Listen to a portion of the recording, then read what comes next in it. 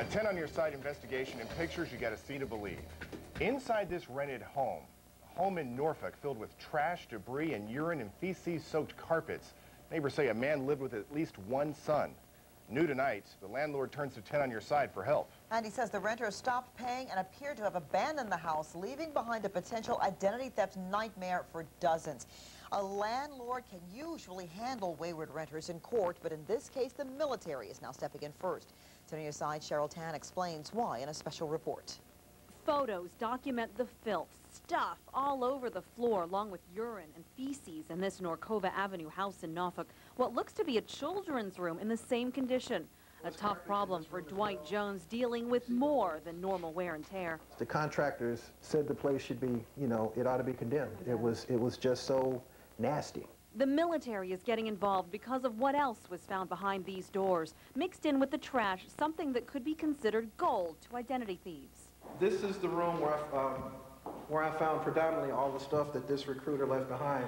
Literally dozens of names, social security numbers, addresses, and phone numbers of recruiters' information. That's right, the renter is an Army recruiter, Staff Sergeant Kerry Harvey. Dwight Jones snapped this photo of his tenant. Staff Sergeant Harvey is now under investigation for the way he has treated potential recruits' most personal information. Information designated as for official use only must be destroyed by shredding the documents or by manually tearing into pieces to preclude reconstructing and placing them into a regular trash container. This is likely not what the military had in mind. A trash can in the living room. Some of the personal papers found inside. Jones says he would find the door unlocked frequently. I thought a lot better of him, and I'm extremely disappointed. 10 on your side tracked down this woman who didn't want to be seen on camera from information found inside Harvey's rented home. Her stepson met with Harvey about a possible future with the military. I don't think too highly of him. His character, he's not showing me too much about his character and for someone to be in the military. Harvey's Army recruiting buddies actually stepped in to clear out the trash, leaving the debris in a large pile on the front lawn next to these trash cans right here. It was inside this pile that neighborhood kids made a potentially dangerous discovery. He came home and said, "Look what I found in the trash," and held up a little bullet. This woman says her 11-year-old son pulled one of 2 M16 dummy rounds from the mound of trash lying outside Harvey's rented home. So I hope, that he's at least doing his job better than he's living, I guess is a way to put it. The ammunition and the personal papers, both serious enough problems, the military itself admits.